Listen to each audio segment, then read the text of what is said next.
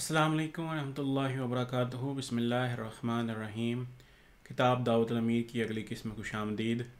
आज हम सफ़ा नंबर 264 से शुरू करेंगे। तीसरा असूली इल्म कुरान करीम के मुताबिक आप सल्लल्लाहु अलैहि वसल्लम आप अलैहिस्सलाम को ये दिया गया है कि इंसानी अक़ल कोई शुबा या वसवसा कुरान करीम की तालीम के मुताबिक पैदा करे। उसका जवाब कुरान करीम के अंदर मौजूद है और आपने इस मज़मून को इस वुसअत से बयान किया है कि इंसानी अक़ल दंग रह जाती है। हर किस्म के वसवास और शकूक का जवाब आप अलैहिस्सलाम ने कुरान करीम से दिया है और इसी तरह नहीं कह दिया हो कि कुरान करीम इस ख्याल को रद्द करता है, इसलिए ये ख्याल मरदूद है। बल्कि ऐसे दलाइल के ज़रिए जो गो बयान तो कुरान करीम ने किए हैं मगर हैं अक़ली और इल्मी, जिनको मानने पर हर मज़हब और मिल्लत के लोग मजबूर हैं। चौथा असूली इल्म कुरान करीम के मुताबिक आपको ये दिया गया है कि इससे पहले लोग आम तौर पर यह बयान करते थे कि कुरान करीम सब कुतुब से अफजल है, मगर ये किसी ने साबित ना किया था कि कुतुब मुक़द्दसा या दूसरी तसानीफ़ पर उसे क्या फजीलत हासिल है, जिसकी वजह से वो बेनज़ीर है और बेमिसल है। इस मज़मून को आप अलैहिस्सलाम ने कुरान करीम ही के बयान करदा दलाइल से इस वुसअत से साबित किया है कि बेख्तियार इंसान का दिल कुरान करीम पर कुर्बान होने को चाहता है और मोहम्मद रसूलुल्लाह सल्लल्लाहु अलैहि वसल्लम पर फ़िदा होने को चाहता है, जिनके ज़रिए से ये तालीम हमें मिली। पाँचवा असूली इल्म जो आप अलैहिस्सलाम को दिया गया है यह है कि कुरान ज़ूल मानी है। इसके कई बुतून हैं। इसको जिस अक़ल और जिस फ़हम के आदमी पढ़ें उसमें उनकी समझ और उनकी इस्तिताअत के मुताबिक सच्ची तालीम मौजूद है। गोया अल्फाज एक हैं लेकिन मतलब मुतअद्दिद हैं। अगर मामूली अक़ल का आदमी पढ़े तो वो उसमें ऐसी मोटी मोटी तालीम देखेगा जिसका मानना और समझना उसके लिए कुछ भी मुश्किल ना होगा, और अगर मुतवसत दर्जे के इल्म का आदमी उसको पढ़ेगा तो वह अपने इल्म के मुताबिक इसमें मजमून पाएगा, और अगर आला दर्जे के इल्म का आदमी उसको पढ़ेगा तो वो अपने इल्म के मुताबिक इसमें इल्म पाएगा।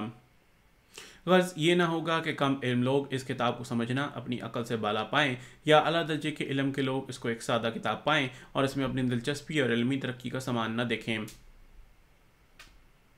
छठा असूली इल्म आपको कुरान करीम के मुताबिक ये दिया गया कि कुरान करीम अलावा रूहानी इल्म के उन ज़रूरी उलूम मादिया को भी बयान करता है जिनका मालूम होना इंसान के लिए ज़रूरी है, और इन उलूम का इंकशाफ ज़माने की तरक्की के साथ साथ बढ़ता जाता है ताकि हर ज़माने के लोगों का ईमान ताज़ा हो। सातवां असूली इल्म आप अलैहिस्सलाम को ये दिया गया कि तफसीर कुरान करीम के मुताबिक आपको वो असूल समझाए गए कि जिनको मद्देनज़र रखकर इंसान तफसीर कुरान करीम में गलती खाने से महफूज हो जाता है और जिनकी मदद से इंसान पर नए से नए उलूम का इंकशाफ होता है, और हर दफ़ा कुरान करीम का मुताला उसके लिए मज़ीद लज्जत और सरूर का मौजब होता है। आठवां असूली इल्म आप अलैहिस्सलाम को कुरान करीम के मुतल्लिक़ ये दिया गया कि कुरान करीम से तमाम रूहानी तरक्यात के मदारिज आप अलैहिस्सलाम को सिखाए गए, और जो अलूम इससे पहले लोग अपनी अक़ल से दरियाफ़्त कर रहे थे और बाज़ दफ़ा गलती खा जाते थे, उनके मुतल्लिक़ आप अलैहिस्सलाम को कुरान करीम से इल्म दिया गया और समझाया गया कि तमाम रूहानी हालतें अदना से लेकर आला तक कुरान करीम ने तरतीबवार बयान की हैं, जिन पर चल कर इंसान अल्लाह ताला तक पहुँच सकता है और उसके असरात समरात ईमान में भी खाता जाता है समरात ईमान भी खाता जाता है। यह बात पहले लोगों को मैसर ना थी क्योंकि वो कुरान करीम की मुख्तलिफ आयात से तो इस्तेदलाल करते थे, मगर सब मदारिज रूहानियाँ यकजाई तौर पर उनको कुरान करीम से मालूम न थे। नवा असूल आप अलैहिस्सलाम को यह दिया गया कि कुरान करीम तमाम का तमाम क्या सूरतें और क्या आयतें सब का सब एक ख़ास तरतीब के साथ उतरा हुआ है। उसका एक एक फ़िक्रा और एक एक जुमला अपनी सही जगह पर रखा हुआ है, और ऐसी आला दर्जे की तरतीब उसमें पाई जाती है कि दूसरी कुतुब की तरतीब उसके मुकाबले में बिल्कुल हेज है, क्योंकि दीगर कुतुब की तरतीब में सिर्फ एक ही बात मद्देनज़र रखी जाती है कि मुनासिब मज़ामीन यके बाद दीगरे आ जाएँ, लेकिन कुरान करीम की तरतीब में यह खसूसियत है कि उसमें मज़मून की तरतीब ना सिर्फ मज़ामीन के लिहाज से है बल्कि ऐसी तर्ज से है कि मुख्तलिफ जिहाद से उसकी तरतीब करार दी जा सकती है। यानी अगर मुख्तलिफ मतालिब को मद्देनज़र रखा जाए तो हर मतलब के लिहाज से उसके अंदर तरतीब पाई जाती है। ये नहीं कि उसकी एक तफसीर करें तो तरतीब कायम रहे और दूसरी तफसीर करें तो तरतीब में खलल आ जाए, बल्कि जिस कदर मानी उसके सही और मतलब उसके मुताबिक असूल तफसीर के हैं उन सब की रियायत को मद्देनज़र रखा गया है, और कोई से मानी लेकर उसकी तफसीर शुरू कर दो उसकी तरतीब में फ़र्क नहीं आएगा, और यह ऐसी सिफत है कि किसी इंसानी कलाम में नहीं पाई जाती और नहीं पाई जा सकती है। 10वां असूल असूल इल्म आप अलैहिस्सलाम को ये दिया गया है कि कुरान करीम में नेकियों और बदियों के मदारिज बयान किए गए हैं। यानी ये बताया गया है कि कौन कौन सी नेकी से कौन कौन सी नेकी की तहरीक होती है और कौन कौन सी बदी से कौन कौन सी बदी पैदा होती है। इस इल्म के ज़रिए से इंसान अखलाक की इस्लाह में अजीमुशान फ़ायदा हासिल कर सकता है, क्योंकि इस तदरीजी इल्म के ज़रिए से वो बहुत सी नेकियों को हासिल कर सकता है जिनको वो पहले बावजूद कोशिश के हासिल नहीं कर सकता था, और बहुत सी बदियों को छोड़ सकता है जिनको बावजूद बहुत सी कोशिश के नहीं छोड़ सकता था। गोया कुरान करीम का ये अजीमुशान मौज़ा आपने बता दिया है कि इससे इंसान को नेकियों और बदियों के चश्मे बता दिए हैं, जहाँ पहुँच कर वो अपनी प्यास को बुझा सकता है या तबाह करने वाले तूफ़ान को रोक सकता है।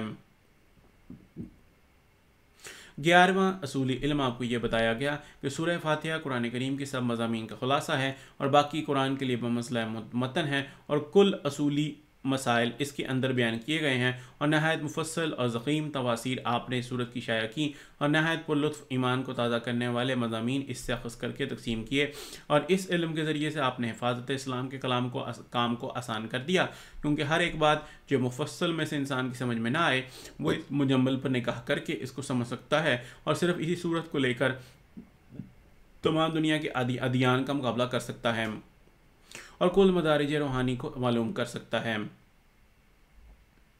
ये तो बाद अमसला असूली अलूम की मैंने बयान की हैं। इनके अलावा 12वां इल्म कुरान करीम के मतलब आपको तफसील दिया गया है, जिसके मतलब मुख्तलिफ़ आयात के तराजुम और उनके मारिफ जो आपने बयान किए हैं, और ज़रूरियात ज़माना के मतलब जो हिदायत आपने कुरान करीम से अख़ज़ की हैं, उनको अगर बयान किया जाए तो उसके लिए कई मुजल्लद किताबें चाहिए। और इन अलूम के चश्मों ने साबित कर दिया है कि आप अलैहिस्सलाम का इस मुबदा फैज़ से ख़ास ताल्लुक़ है जो अलीम है और जिसकी निस्बत आता है वला युहीतून बिशैइन मिन इल्मिही इल्ला बिमा शाअ। सूरह बकरा आयत 256। क्योंकि इंसान की ताकत से बिल्कुल बाहर है कि वह ऐसे अलूम को अपनी अक़ल से दरियाफ्त कर सके।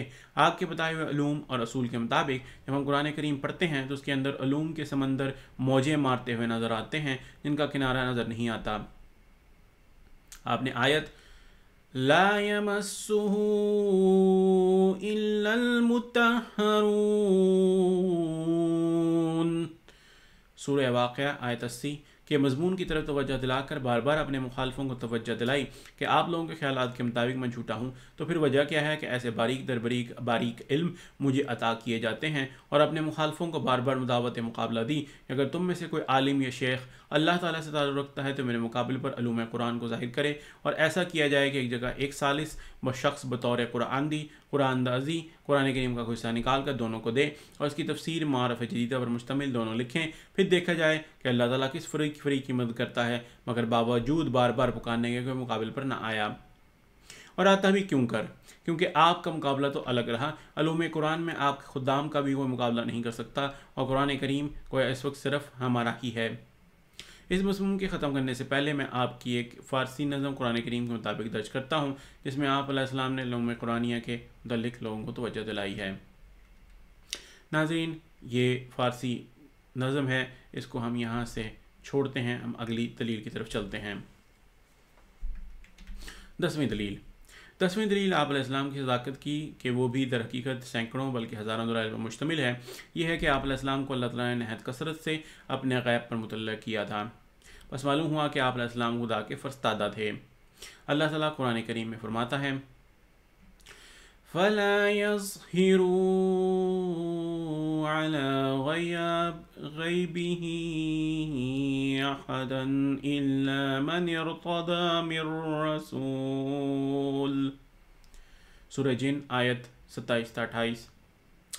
यानी वो गैब पर कसर से इतला नहीं देता मगर अपने रसूलों को अज़हरु अलैहि के मानी है उसको उस पर गलबा दिया। पर जिस शख्स को कसरत से अमूर गैबिया पर इतला मिले उस पर वही मुसल्ला पानी की तरह हो जो हर किस्म की कदूरत से पाक हो और रोशन निशान उसको दिए जावें और अजीमुशान अमूर से कबल इस वक्त उसे आगाह किया जावे, वो अल्लाह ताला का मामूर है। और इसका इनकार करना गोया कुरान करीम का इनकार करना है, जिसने यह कायदा बयान फरमाया है कि सब नबियों का इनकार करना है जिन्होंने अपनी सदाकत के सबूत में हमेशा इस अमर को पेश किया है। चुनांचा बाइबल में अभी आता है कि झूठे नबी की अलामत है कि जो बात वो अल्लाह ताला की तरफ से कहे वो पूरी ना हो। इस्तिस्ना बाब 18 आयत 22, बाइबल सोसाइटी अनारकली लाहौर मतबूआ 1994। इस मयार के तहत जब हम हज़रत अक़दस मसीह मऊद अलैहिस्सलाम के दावे को देखते हैं तो आपकी सच्चाई ऐसे दिन की तरह नज़र आती है जिसका सूरज निसफ नहार पर हो। आप अलैहिस्सलाम पर अल्लाह ताला ने इस कसरत से उस तवातर के साथ गैब की खबरें ज़ाहिर की कि रसूल करीम सल्लल्लाहु अलैहि वसल्लम के सिवा और किसी नबी की पेशगोई में इसकी नज़ीर नहीं मिलती। बल्कि सच ये है कि उनकी तादाद इस कदर बढ़ी हुई है कि अगर उनको तकसीम किया जाए तो कई नबियों की नबूवत उससे साबित हो जाए। मैं इन अखबार गैबिया में से 12 बतौर मिसाल के पेश करता हूँ। ये पेशगोइयाँ जो आप अलैहिस्सलाम ने कई 20 अक़साम की थीं। बाज़ सियासी अमूर के मुतल्लिक़ थीं, बाज़ इज्तिमाई अमूर के मुतल्लिक़ थीं, बाज़ तग़य्युरात जो के मुतल्लिक़ थीं, बाज़ मजहबी अमूर के मुतल्लिक़ थीं, बाज़ दिमागी काबिलियतों के मुतल्लिक़ थीं, बाज़ नस्ली तरक्की या क़त्ल नस्ल के मुतल्लिक़ थीं, बाज़ तग़य्युरात ज़मीनी के मुतल्लिक़ थीं, बाज़ ताल्लुक़ात उदुल के मुतल्लिक़ थीं, बाज़ ताल्लुक़ात रिआया व हुक्काम के मुतल्लिक़ थीं, बाज़ अपनी तरक्यात के मुतल्लिक़ थीं, बाज़ दुश्मनों की हलाकत के मुतल्लिक़ थीं, बाज़ आइंदा हालात दुनिया के मुतल्लिक़ थीं, ग़र्ज़ मुख्तलिफ़ नौ इक़साम के अमूर के मुतल्लिक़ थीं और इनकी इक़साम ही एक लंबी फ़हरिस्त में बयान की जा सकती है। अब मैं ज़ैल में 12 पेशगोइयाँ जो आपकी पूरी हो चुकी हैं बयान करता हूँ और सबसे पहले इस पेशगोई का जिक्र करता हूँ जो अफ़गानिस्तान ही के साथ ताल्लुक़ रखती है। पहली पेशगोई, साहबज़ादा अब्दुल लतीफ़ शहीद और मौलवी अब्दुर्रहमान शहीद की शहादत और वाक़यात माबद के मुतल्लिक़। ऐ बादशाह, अल्लाह ताला आपको आपकी अपनी हिफ्ज़ हुमान में रखे और इन गलतियों के बदनताइज से महफूज रखे जिनके इर्तिकाब में आपका कोई दखल न था। आज से 40 साल पहले हज़रत अक़दस मसीह मऊद अलैहिस्सलाम को इल्हाम में बताया गया था कि शैतानी तुस्बहानी व कुल्लु मन अलैहा फ़ान, तस्करा सफ़ा 188 एडिशन चहारम, यानी 2 बकरे ज़बह किए जाएंगे और हर एक जो इसमें ज़मीन पर बसता है फ़ना हो जाएगा। इल्म ताबीर के मुताबिक शहादत की 2 ताबीरें बयान की हो सकती हैं, एक तो औरतें और दूसरी नहायत मोती फरमाबरदार रिआया। चूँकि औरतों के मायने के साथ अगले फ़िक्रे का कोई ताल्लुक़ नहीं मालूम होता, क्योंकि औरतों का ज़िबा होने से कम ही ताल्लुक़ होता है, ज़्यादातर जान देने वाले मर्द ही होते हैं। इसलिए ज़्यादातर करीनों क़यास यही मानी हो सकते हैं कि 2 आदमी जो अपनी बादशाह के नहायत फरमाबरदार और मुती होंगे, बावजूद इसके कि उन्होंने कोई जुर्म अपने बादशाह का ना किया होगा और इसका कोई कानून ना तोड़ा होगा और सज़ाए कत्ल के मुस्तहिक न होंगे, कत्ल किए जाएंगे और उसके बाद मुल्क पर एक आम तबाही आवेगी और हलाकत में डरे डाल लेगी। इस पेशगोई में गो मुल्क वगैरह कोई निशान नहीं दिया गया था, मगर इसकी इबारत से ये ज़रूर मालूम होता है कि अव्वल तो ये वाक़या अंग्रेज़ी इलाके में नहीं होगा, बल्कि किसी ऐसे मुल्क में होगा जहाँ आम मुल्की कानून की अताअत करते हुए भी लोगों के गुस्से और नाराज़गी के नतीजे में इंसान कत्ल किए जा सकते हैं। दोम ये कि मकतूल मुलहिम के पैरों में से होंगे, क्योंकि अगर ऐसा ना हो तो फिर उसको सिर्फ 2 मकतूलों के मुतल्लिक़ खबर देने की कोई वजह न थी। तीसरी ये बात मालूम हुई कि वो कत्ल नावाजिब होगा, किसी सियासी जुर्म के मुतल्लिक़ ना होगा। चौथे ये कि इस नावाजिब फ़ेल के बदले में इस मुल्क पर एक आम तबाही आवेगी। ये चारों बातें मिलकर ए बादशाह इस पेशगोई को मामूली पेशगोइयों से बहुत बाला कर देती हैं और कोई नहीं कह सकता कि चूँकि इस मुल्क की तय्युन नहीं इसमें मुल्क की तय्युन नहीं, इसलिए पेशगोई मुबहम है और इन चारों बातों का यकजा तौर पर पूरा होना पेशगोई की अज़मत को साबित कर देता है, क्योंकि ये चारों बातें इत्तफ़ाक़ी तौर पर जमा नहीं हो सकती। इस पेशगोई के बाद करीबन 20 साल तक कोई आसार नज़र न आए जिनसे ये पेशगोई पूरी होती मालूम हो, मगर जबकि करीब 20 साल इस इल्हाम पर गुजर गए तो ऐसे सामान पैदा होने लगे जिन्होंने इस पेशगोई को हैरत अंगेज़ तौर पर पूरा कर दिया। इत्तफ़ाक़ ऐसा हुआ कि हज़रत अक़दस मसीह मऊद अलैहिस्सलाम की बाज़ कुतुब कोई शख्स अफ़गानिस्तान में ले गया और वहाँ ख़ास के कालम सैयद अब्दुल लतीफ़ साहब को, जो हुकूमत अफ़गानिस्तान में इज़्ज़त की निगाहों से देखे जाते थे और बड़े बड़े हुक्काम उनका तक़वा और दयानत देखकर उनसे खलूस रखते थे, वो कुतुब दी। आपने इन किताबों को पढ़कर ये फ़ैसला कर लिया कि हज़रत अक़दस अलैहिस्सलाम रास्तबाज़ और सादिक़ हैं और अपने एक शागिर्द को मज़ीद तहक़ीक़ात के लिए भेजा और साथ ही इजाज़त दी कि वो उनकी तरफ से भी बैत भी कराए। इस शागिर्द का नाम मौलवी अब्दुर्रहमान था। उन्होंने कादियान आकर ख़ुद भी बैत की और मौलवी अब्दुल लतीफ़ साहब की तरफ से भी बैत की और फिर हज़रत अक़दस मसीह मऊद अलैहिस्सलाम की कुतुब लेकर वापस अफ़गानिस्तान चले गए और इरादा किया कि पहले काबुल जाएँ ताकि वहाँ अपने बादशाह तक भी इस दावत को पहुँचा दें। इनके काबुल पहुँचने पर बाज़ कोताह अंदेश बदख्वां हुकूमत ने अमीर अब्दुर्रहमान साहब को उनके ख़िलाफ़ उकसाया और कहा यह शख्स मुर्तद और दायरा इस्लाम से खारिज और वाजिबुल कत्ल है। और उनको धोखा देकर उनके कत्ल का फतवा हासिल किया और नहायत ज़ालिमाना तौर पर उनको कत्ल कर दिया।